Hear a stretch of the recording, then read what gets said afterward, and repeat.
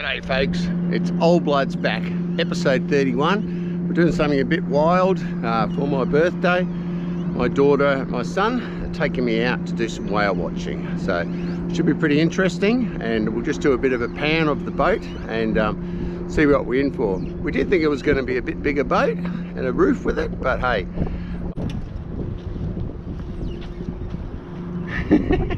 Not quite the luxury that I thought. So, good looking boat, but the roof would be nice. Apparently I've heard the conditions are good. It's got a couple of 250s on it, and we're actually swimming with whales. That's the whole reason for this, is to actually go out. I'm going to do the filming. I'll let the kids do the swimming. So when we log back on, we should have some footage of us out there swimming with whales out of Chindra. All right, we'll log off for now, and we'll log back on when we get some action. If you get burned, don't be surprised. Lifted, drifting higher than the ceiling. Ooh, baby, it's the ultimate feeling. You got me lifted, feeling so gifted. Sugar, how you get so... Here we go. Old Bloods is getting on the boat. Got the kids in front of me. Do we need a bigger boat? Nah. Let's have a look.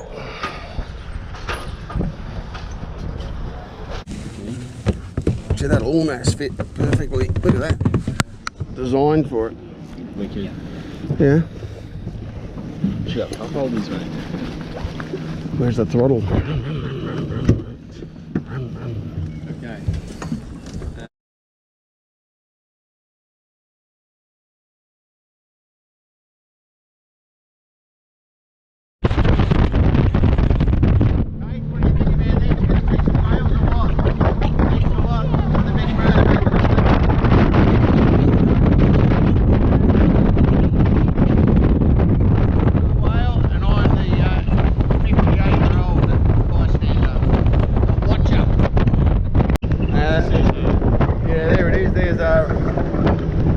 That's where we used to go diving, the Tweed, but look at that. Now that's what we want to have a look at. That entrance is sweet. It is like a duck pond. Fine whales, other days they over 55 minutes, so we are at the mercy of Mother Nature. We'll see what she is going to give us this afternoon. But what I'm going to do, guys, I'm going to pick up the speed. I'm going to head about a mile or so offshore, and then we're going to slow down and we're going to cruise nice and slow for a little while. We're going to see what whales potentially are in close. So sit back, relax, enjoy, and I will catch you tomorrow. Know the answer, I'll just make it up. If I don't know the answer, I'll Google it, and then I'll get to learn something as well. So that's my knowledge. Orcas, sperm whales have these teeth, whereas the humpback whales don't have teeth. Baleen plates made of keratin, same stuff as our fingernails, and it hangs down from their top jaw. It's like a big sort of stiff straw broom, an axe. It's like a sieve. So down in Antarctica they take in these huge quantities of water. They can fit about 2 tons of water in their mouth. So they've got those lines that run along their bellies. They're called ventral pleats, and they expand and it holds all this water, and then they push that water out through the baleen. All the krill gets stuck on it, and then they actually lick it off with their tongue. Wow.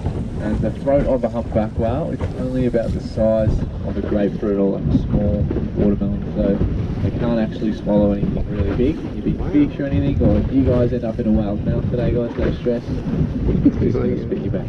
Yeah, fair enough. Can't fit down its throat. It just smell really, really fishy, I can imagine. But on this migration, there's actually no food for them, so they're essentially fasting for about 4 or 5 months of the year. So they lose almost, they lose a couple of tons in body weight on this migration. So it's the largest mammal migration on planet Earth, about 10,000 kilometre round trip. And they're coming up here to the warm waters to give birth and to mate. So they need about 19 degrees water temperature and above to give birth to a healthy humpback whale calf. And they're also trying to escape their main marine predator. You guys know what it is? Yeah, sharks. Killer whale. Killer whales. Yeah. That's right. So never know. They could be around today. If you see a 1.8 metre black dorsal fin, let me know. I know. So with their feeding grounds, you said it's Antarctica. Is there another one down south, or is that just their feeding ground? They just do a circle. Is there anywhere else where they feed? So, yeah, down in Antarctica, that is their main feeding ground, and it's sort of split up into different, they call them like Annex A and Annex B, and they're different feeding grounds. So there's, this population hangs out mainly near this place called the Bellany Islands, and they feed a bit further south of there, and then so they sort of head straight north from there. Then you've got another feeding ground south of sort of New Zealand, and that's that population that migrates past New Zealand and through Fiji and Tonga, and then the same again. The west coast is another feeding ground south of the west coast as well. So we've got another population in Western Australia. Oh yeah, that's interesting. Yeah, because that Migaloo, that comes up here because that's on that particular path, isn't it? Like the Migaloo, the white whale. So apparently Migaloo was spotted in South America or something, wasn't it? Costa Rica. Costa Rica. Oh wow. This year. So he does what he wants. Yeah. But they do sometimes as well opportunistically feed on their migration on small bait fish and herring and things like that. It's normally further south, places like Eden, but they were spotted once this year feeding off the Gold Coast, which is quite cool. It's pretty rare to see that. Yeah. But we do see pretty skinny whales at times on their way south. You can see all their vertebrae and their spine. They're really trying to get back down there to start feeding again. Yeah. And it is the pregnant females, the last ones to leave Antarctica, so they're down there, they're gorge feeding for as long as they can before they undertake the migration, making sure they got enough fat supplies to last them, especially when they've got to give birth and nurse their calf for the next sort of three months or so.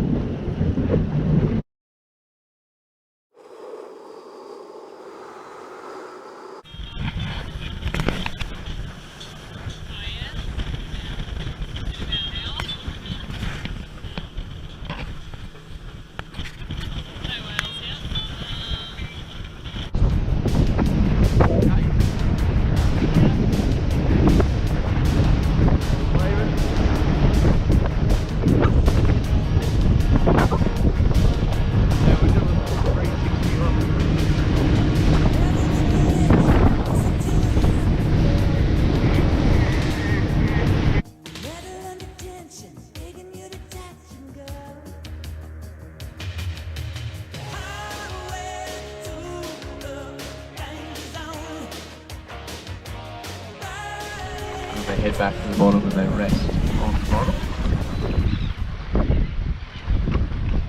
Does anyone want to guess what a turtle's blood temperature would be today? 40? A bit less. It's a trick question really. It's going to be the same temperature as the water. So in winter, that's why you see turtles on the surface a lot more. If you look over the side, you'll see the reef. We cruise over it. Looks like the visibility on the north side of the cruise.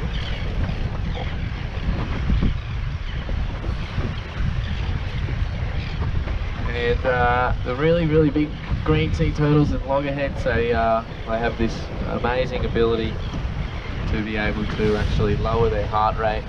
They have one heartbeat every 9 minutes, and they can hold their breath for about 5 hours. Pretty impressive. I can hold my breath for 5 minutes, 5 hours, but and we'll cruise along the wall, and then we're going to make our journey home very shortly. Amazing spot out here. Not too many people really are aware of just how awesome it is for scuba diving, especially snorkeling. It's really shallow over the most part, and I reckon it's better than the Great Barrier Reef. There's just so much life. You get in summer, you get manta rays and leopard sharks, and there's about 200 wobbegongs. There's probably over 250 different species of fish cruising around. Pretty amazing.